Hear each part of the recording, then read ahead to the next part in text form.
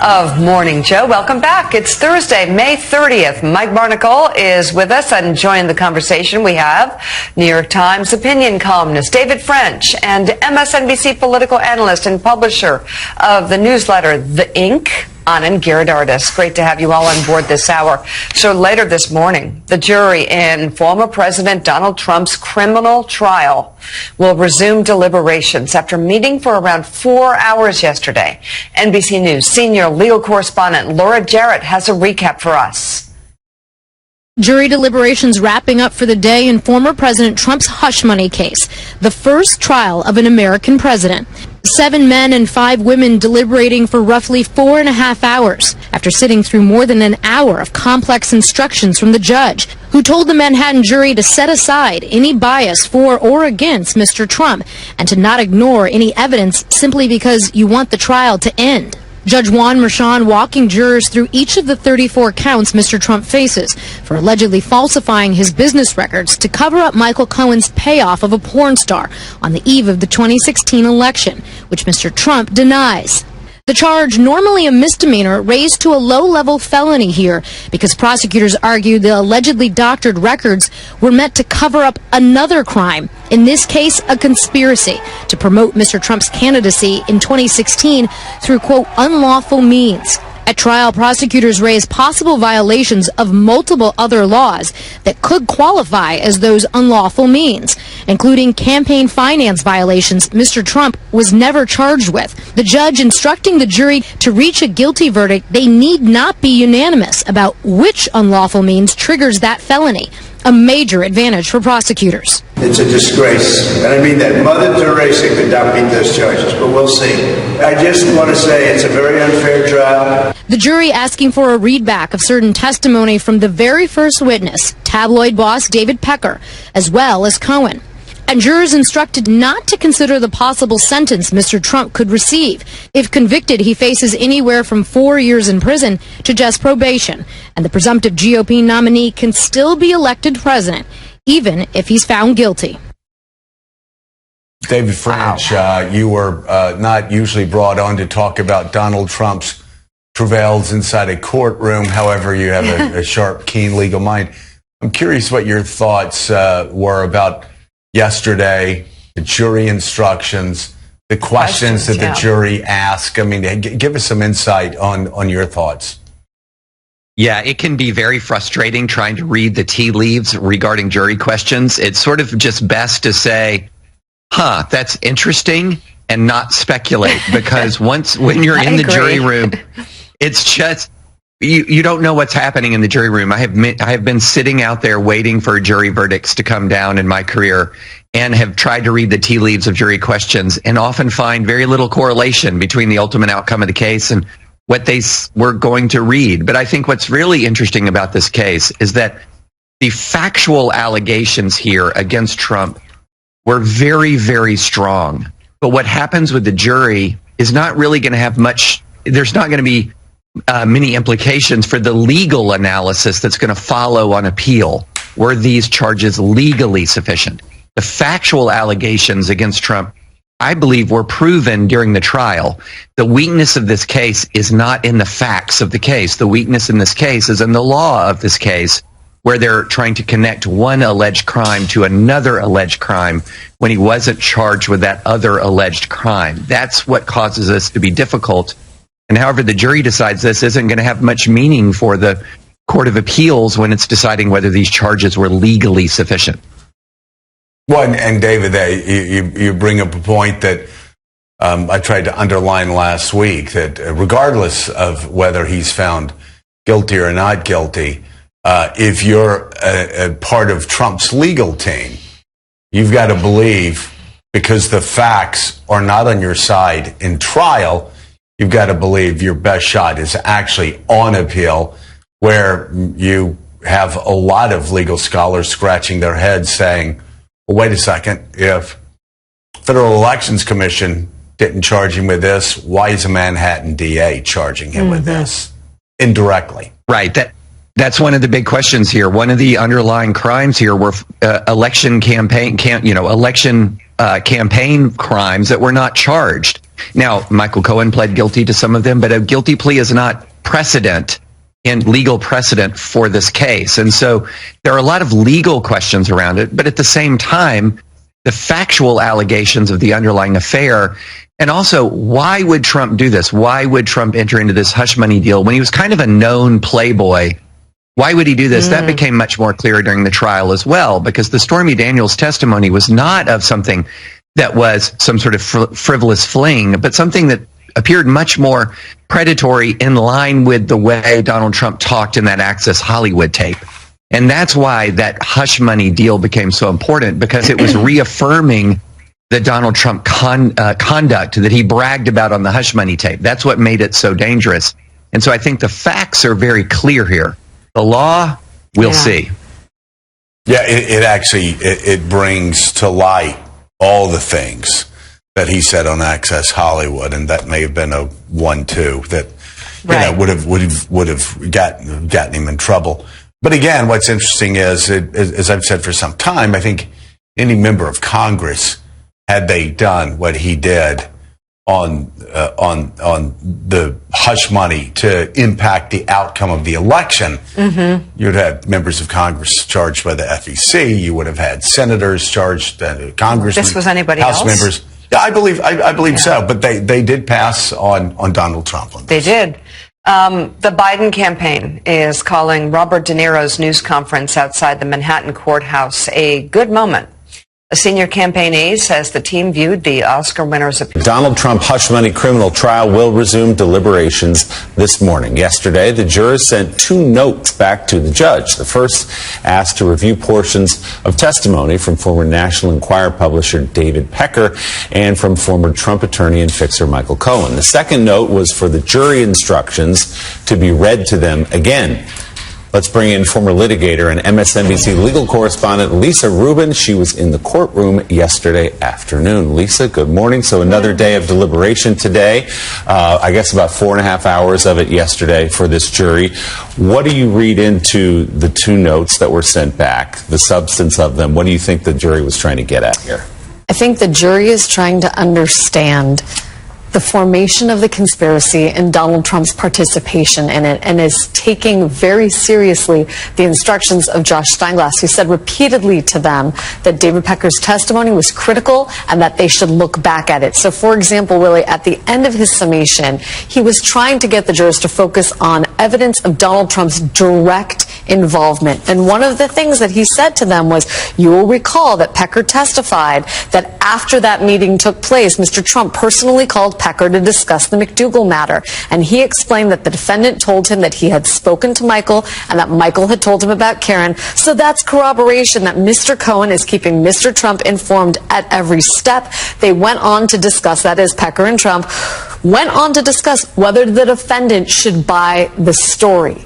Now, they got an instruction yesterday on something called accessorial liability, and accomplice liability. And accomplice liability basically means that Michael Cohen's word alone isn't enough to convict Trump because Michael Cohen is Trump's accomplice. What they have to do is assure themselves that there's enough corroborating evidence that Trump can be convicted. Where do you get that? You get that from David Pecker, who is one of the only people here other than Michael Cohen who says, I spoke directly to Trump about the conspiracy, and he affirmed to me that he knew what was going on and that he wanted to be involved with it. Yeah, and some of this testimony goes back to that first meeting back in August of 2015. They want to understand that relationship and how close Donald Trump was to it. Want to get some clarification from you about the jury instructions. Donald Trump, some of his minions going on cable networks suggesting that the judge told the jury that they don't have to be unanimous. That's not true. Can you explain what this little dispute may be about?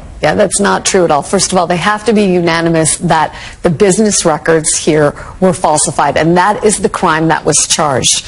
With respect to what makes falsification of business records a felony, they also have to be unanimous that Trump intended to conceal a conspiracy to promote his own election in 2016. And they have to be unanimous that he did so, or that the conspiracy was through unlawful means. Here's the part where they can have differences of opinion. What are those unlawful means? Josh Steinglass gave them 5 or 6 different options that kind of fall into 3 categories. One is violations of the Federal Election Campaign Act through unlawful campaign contributions. One is falsification of other business records, like Michael Cohen's submission of forms to the bank through which he opened the account that he used to pay Stormy Daniels. The third are the tax forms that the Trump organization prepared when they were showing Michael Cohen's quote-unquote income, that income of $420,000 that was really the reimbursement to him. You, Willie, you, Rev, me, Lisa, we can all have different opinions on what those unlawful means are, but we all have to agree that there was a conspiracy, that it was executed by unlawful means. Donald Trump is playing fast and loose here with the concept of unanimity. Lisa, isn't that the judge saying that and breaking that down, isn't that a major blow to the defendant? Because what the defense would have needed is for him to say you need a unanimous of one of the 3 or 4 or all of them. And when he broke down that you don't have to agree on the elements as long as you all agree on one of the elements, even if they differ, isn't that easier mark for the prosecution to reach and harder for the defense to argue against? Yeah, it's easier for the prosecution in the sense that everybody can have a different take on what the unlawful means are. But I want to be really clear. To the extent that the unlawful means is an element of the conspiracy, everybody has to agree that there were unlawful means. And more importantly, you don't have to prove that the conspiracy succeeded. You just have to prove that in falsifying business records, Donald Trump had an intent to conceal the conspiracy that was formed between and among him, Michael Cohen, David Pecker, and a host of other people who were sort of bit participants in that drama. Sam? Hey, Lisa, it's Sam here. We're all sort of looking for tea leaves, right? And I want to go back to the original point you were making, which is the significance of the Pecker testimony. Why did that stand out as a significant testimony for the jury to say we want to look at that? And can we and should we would even be responsible to read into that about both what we can expect for a verdict and how fast this deliberation process might proceed? So let's start with the second part first. I don't think you can expect anything from it in terms of the rapidity. I think one takeaway is that these jurors, despite exhausting closing arguments here, they were paying rapt attention because they came back to the judge yesterday with a 4-part request for readbacks of specific testimony. Now, your question about why Pecker? First of all, Pecker was the first witness in what is now in week 7 of this trial with 22 different witnesses on 22 trial days. So he is further away from their memory in terms of what exactly he said. On the other hand, Josh Steinglass repeatedly invoked Pecker in his closing argument, talked about his testimony, characterized his testimony. I read you that passage earlier, characterizing that testimony. This jury is like, hey, I want to hear that for myself. I want to hear how that went again. And I want to assure myself that to the extent that Pecker is corroborating Cohen, their 2 accounts are basically similar enough that I can assure myself that Pecker's testimony means that Cohen is also telling the truth here. Jury will be back 9:30 this morning. Judge Merchan says they can work late if they need to, but no later than 6 o'clock. They've got all day today to consider whether or not to find guilty of a crime a former president of the United States. MSNBC legal correspondent Lisa Rubin. Lisa, thanks as always. Mika? Yes. Yeah, thanks, Lisa. All right, the Israeli appearance on Tuesday, along with January 6 officers Harry Dunn and Michael Fanone, as effective because it reached non-political audiences that aren't tuned in every day. Since it was covered by entertainment networks and across non-traditional media such as TMZ and People magazine, the aide adds it came at the apex moment of Donald Trump's hush money trial. The Biden campaign says they are looking to lay out the stakes of the election and break through the Trump news cycle. So, Willie, I feel like I don't really get a sense that people are that interested in this trial, first of all. And as we were talking about yesterday, I feel like I don't want to promote confrontation in this election. That's not something I'd be looking to do, just given how dicey and divisive and mean Trump followers seem to be, especially Donald Trump himself. Yeah, and I think part of this was to show from the Biden campaign some of that fighting spirit that you often see on the other side, that De Niro wasn't afraid to go down there and mix it up, but obviously got mixed reviews for whether or not they should have done it at all, for the staging of it and other elements on it.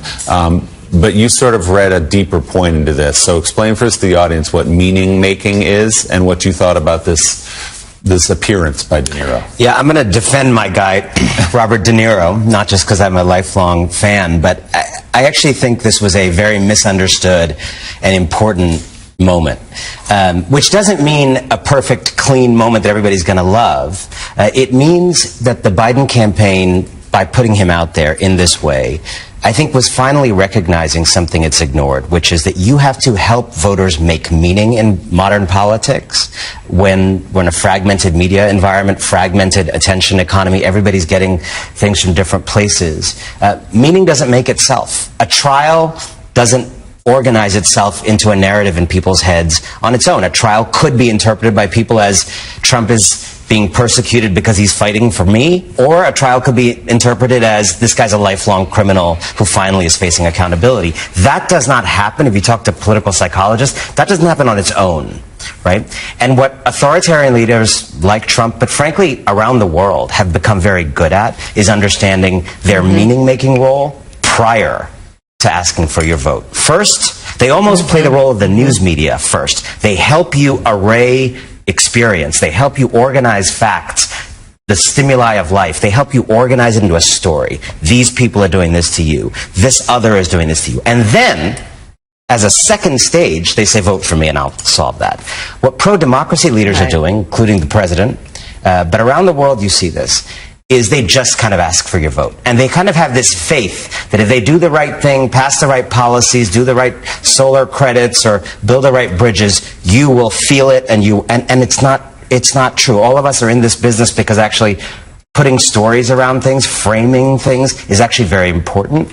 And this moment to me was the Biden campaign doing something a little different, which you may like or may not like, but putting meaning around this story and helping educate people about what this trial means for this campaign. And what's interesting, Joe, is if you listen to actually the substance of what De Niro said, he wasn't talking about the trial and the courthouse behind him. He was talking about the man and what would happen if he were reelected. Right.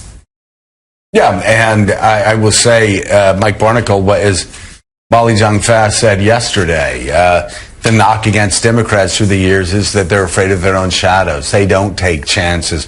Whether you liked this or not, it was a Democratic presidential campaign saying, screw it, we're going to go down, we're going to get in the scrum, we're going to fight, we're going to take a fighter down there, somebody that's not going to shrink, and we're going to break through. And as Anan said, they did break through. They broke through on non-traditional news networks and programs, which is exactly where they need to go, because people that are watching news programs, for the most part, know how they're voting in the fall.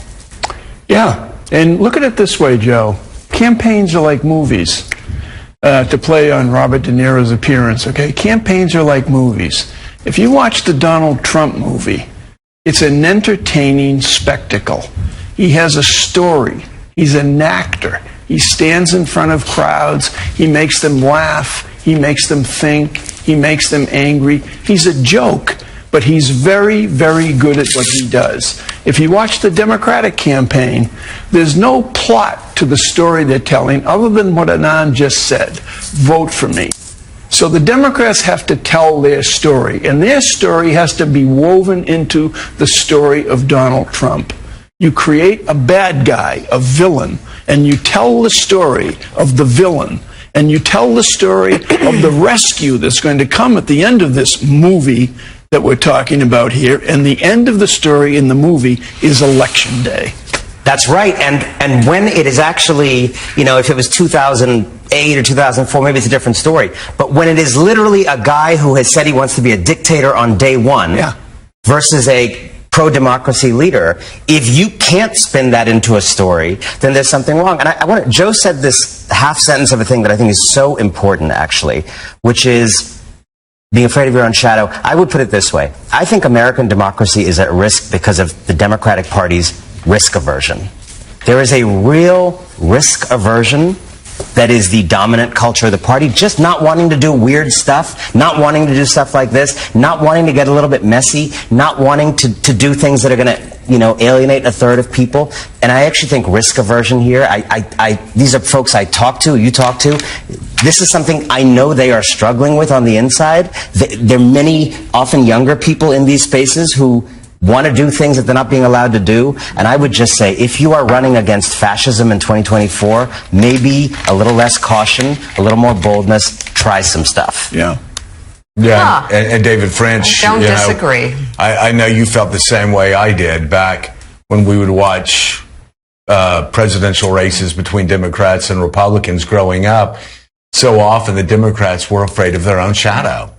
It was hilarious watching them being stiff and stumble their way through, going, well, can I say this? No, I can't say that because I'm going to offend this group, and well, maybe I can say, and then they'd cut themselves off because they're afraid they're going to offend this group, and that group. I think the first real break in that was Barack Obama. Obviously, Bill Clinton knew what he needed to do to win, but Barack Obama in 2008, you could tell he wasn't scared of his own shadow, and so he became the first Democrat since FDR, I think, to win two times with a majority of the vote.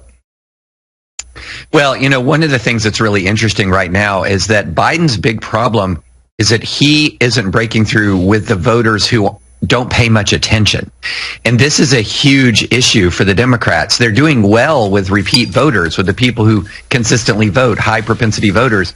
But he's got a bunch of people out there, Joe, who are leaning Trump, who are completely disengaged from politics. And think about how challenging that is as a group to reach. Does Robert De Niro break through with them? Maybe, maybe not. It's very difficult to say, hey, we need to do this messaging change and this messaging change to reach people who aren't paying attention at all and who are actually, in many ways, the backbone of Trump's polling lead at this moment. And so I totally agree with the idea that you cannot run a timid campaign when you actually have to break through into the lives of people who are disengaged from politics, who don't pay any attention. And so how to do that, that's above my pay grade, but there's absolutely a need to break through with people who aren't paying attention. David, I wanted to ask you a question because we share a love for, it's going to be a long way to get to where I'm going. Don't make it a long way. Okay. Because we have a lot to get to. I will shorten the path. But we have the connection of the University of Kentucky. You love the University of Kentucky. I do because both of my parents went there.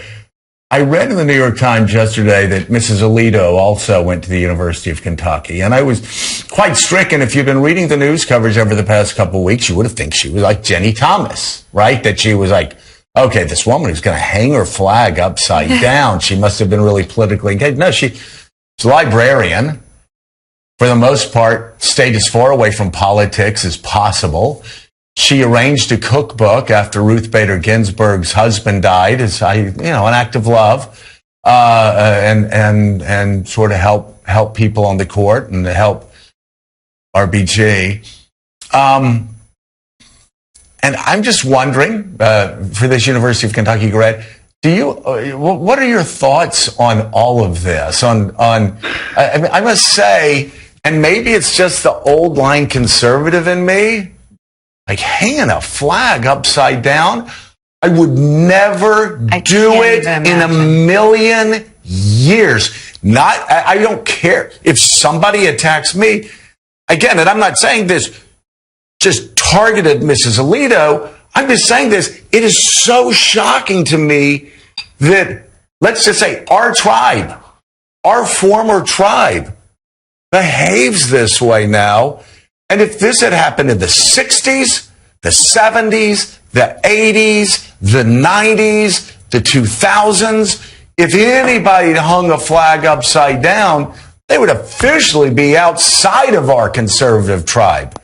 Now you have this mild-mannered homemaker. She grew up, she grew into being a homemaker and a housewife after a career as a librarian, is hanging flags upside down in the most fraught political times in American history. I just It doesn't make sense. I don't understand it. And I don't understand how we, and by we I'm talking about conservatives, how did we get here? I mean, the first thing you have to say about it is when a flag is being flown upside down, it is an associate justice of the Supreme Court's house. That is bad. That's bad. There's no way to look at that Look say at that. That's like to me. It's like burning a flag. It's horrible. You don't do that it. That should not happen, period. And now look, Justice Alito says he asked her to take it down. She refused to take it down. We don't know the dynamics in the marriage. We don't know how all of that works. But we can say about, two adult women, Martha Ann and Alito and Jenny Thomas, that they have at the most benign possible explanation for their conduct is they've put their Supreme Court justice husbands in this terrible bind where their wife's political activism or local neighborhood anger is leading to situations where ordinary average people would look at that upside down flag being flown outside a Supreme Court justice house at the same time, by the way, that I saw upside down flags being flown outside of MAGA houses on Trump trucks at the same time, and then just say, trust us, there's nothing to see here, this is all her. That's a terrible position to put the public in. The public wants to be in a position where it doesn't have to overcome things like, flying a flag that at that very moment was an insurrectionary symbol outside of your house and saying, you have to trust me, I had nothing to do with this was only my spouse. That's a lot to ask of the public, quite frankly. And so this is something that, look, adults need to start acting like adults, Joe. They need to start acting like adults. Stop acting like their neighborhood disputes or whatever are justification for outrageous behavior. And don't put the public in the position of, we have to decide, is Justice Alito with his wife on this, or is this some sort of breach in the marriage? It's a terrible position to put the public in. It never should have come to this. All right, New York Times opinion columnist David French, thank you very much. In terms of Donald Trump's criminal trial, we cannot predict what the jury will do. If Donald Trump is indeed found guilty, the question is, what happens next? And that is the question posed and answered by our next guest. Senior political reporter at Rolling Stone, Aswin Subsang, joins us now. And Swin, you write about how Trump and his allies plan to respond to his criminal cases if he is reelected. But what about a conviction? Just start us off there. What does that look like? Sure. Well, it's not only if he's convicted, it's if he's convicted in, say, jurisdiction like Manhattan or in a state, because obviously a criminal trial is pending in Georgia. It's almost certainly not going to happen before the election year is over, but in theory, it could start in 2025. So just to back it up for a moment, if Donald Trump is reelected at the end of this year, he and his government in waiting have a sprawling plan for using the Justice Department to shut down criminal investigations that have been going into him on a federal level. So the two Jack Smith probes, if he's reelected, you can kiss goodbye to them. A problem for Donald Trump is that the criminal investigations going into him on a state level, he can't just pardon or use the DOJ in that situation to shut his way out of it. So what he has needed is a plan, an ideological MAGA blueprint for how to wield the federal government to help him get out of that bind. So in our reporting at Rolling Stone, what we found is that in recent months, he's been calling around to closely aligned lawmakers on Capitol Hill, Republican attorneys, and other close associates and powerful Republicans to try to figure out what laws could potentially be passed if he has an opportunity to sign them again in 2025 or after. Different ideas have been kicked around. But first and foremost, perhaps, is this idea that he's now closely gravitated towards, which is, okay, we need to have the House and the Senate pass a law that makes it an option for former vice presidents or former presidents, wink, wink, Donald Trump, of the United States to have their criminal cases or civil cases moved from certain jurisdictions automatically to federal court. Now, the reason that kind of technicality or protocol would be important for a potential second Trump administration is it would give the Trump DOJ, the very thoroughly MAGA-fied DOJ, the opportunity to shut that down, which obviously they cannot do now in Manhattan, in Georgia, and in other places like that. So this is just so basically what you're saying, par for the Swin, course. is that he would not. You would not have state DAs, state prosecutors being able to bring criminal charges against former presidents. Is that what he's trying to do? Well, you would be able to bring the cases, but then it would give a former president, when they no longer have the significant immunity and protections of the Oval Office, once they're out of office, having the option to move those investigations, or those trials, I should say, to federal court. So Trump is currently a former president, so he obviously does not have those protections in places like Georgia. But if he ever becomes president again, and if this law were ever passed, and if he signed it, he could move something like the Georgia probe to a federal court and then theoretically have it shut down. It's a little bit convoluted, but it is a potential get-out-jail-free card in such a situation. Yeah. No, it makes sense. You can shut down the federal cases, and then you can actually consolidate the state cases and move them to the feds. I think they're constitutional challenges, but thanks so much, Swin, for being with us. Hope you come back again very soon. Anand, before I let you go, I wanted to follow up your question about what authoritarians do, or people who lean authoritarian, as far as creating this environment, creating this narrative. I'm curious. Different types of authoritarians, obviously, and there's a sliding scale. You have Vladimir Putin, who's very repressive and not quite as effective at it. I mean, he can get what he wants done, but it comes at a very heavy cost to himself, politically, to his country, to his economy, to his military.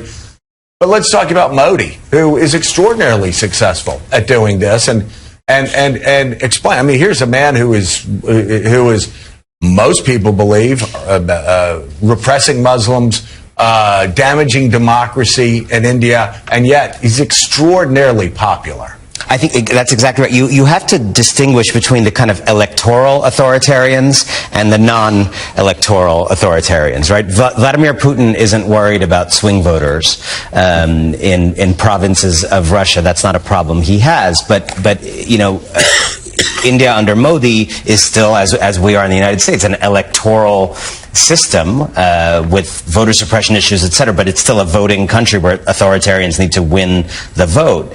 And there was a fascinating episode of The Daily, the New York Times podcast, a few weeks ago, explaining Modi's hold over India as India goes through these elections right now.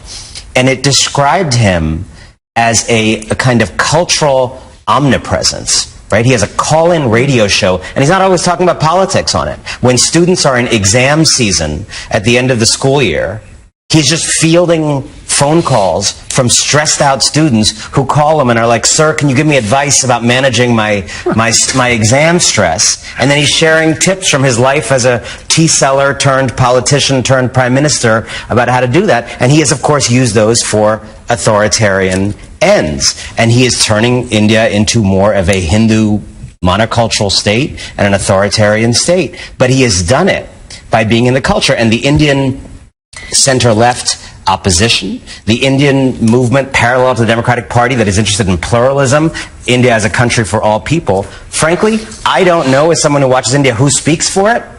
I can't remember a speech they've given in recent years. So we have a very similar problem, and it's actually sometimes helpful to connect these dots because you get out of your silo. There is something in the modern media, social media environment that is favorable to authoritarians who understand that you have to help people see the world, right? And Joe Biden but I would also say the opposition in India and many other places don't understand their culture-making role. Don't understand that when people's kids are coming home saying, I'm learning new things about American history, and that, you know, a parent is destabilized a little bit. It's normal, right? And if the authoritarian right is the only person explaining to you why American history is being taught in some new ways, and the pro-democracy side is not explaining that to you in a different frame. They're just talking about policies and infrastructure and whatever else. They're missing a lot of what's actually going on in our politics. MSNBC political analyst and publisher of the newsletter, The Inc, Anan Gad Aris, thank you very much for... How it works is you got a 98% offset, okay? There's big gaps here is when you're selling a whole bunch of electricity back to the utility company.